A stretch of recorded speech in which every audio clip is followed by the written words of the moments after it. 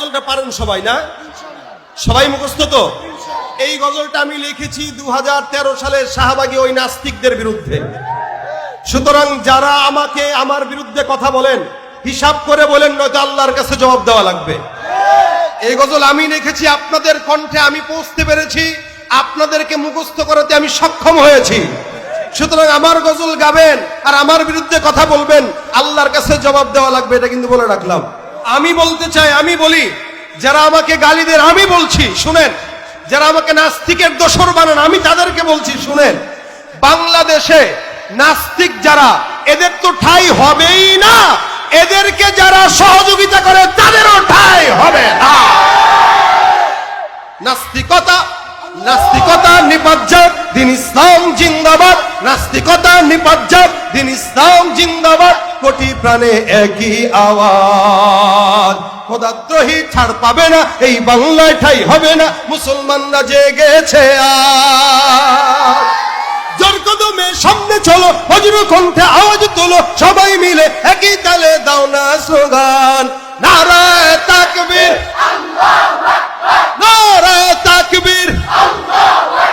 আওয়াজ দিয়া নাস্তিকতা নিপাজ্জাব, দিন ইসলাম জিন্দাবাদ। নাস্তিকতা নিপাজ্জাব, দিন ইসলাম জিন্দাবাদ। কোটি প্রাণে একই আওয়াজ, খোদাদ্রোহী ছাড় পাবে না, এই বাংলায় ঠাঁই হবে না, মুসলমানরা জেগেছে আজ। জোর কদমে সামনে চলো, বজ্র কণ্ঠে আওয়াজ তুলো, সবাই মিলে একই তালে দাও না স্লোগান, নারায়ে তাকবীর, নারায়ে তাকবীর। দিন ইসলাম, দিন ইসলাম, আল কোরআনের আলো। মুসলমানের এই দেশেতে নাস্তিকদের ঠাঁই নাই, নাস্তিকদের পক্ষে যারা তাদের কোনো রক্ষা নাই। মুসলমানের এই দেশেতে নাস্তিকদের ঠাঁই নাই, নাস্তিকদের পক্ষে যারা তাদের কোনো রক্ষা নাই। এই দেশেতে থাকতে হলে কোরআন মানতে হবে, কোরআন না মানলে তারা বিতাড়িত হবে। জোর কদমে সামনে চলো, বজ্র কণ্ঠে আওয়াজ তোলো, সবাই মিলে একই তালে দাও না স্লোগান, নারায়ে নারায়ে তাকবীর। দিন ইসলাম, দিন ইসলাম, আল কোরআনের আলো।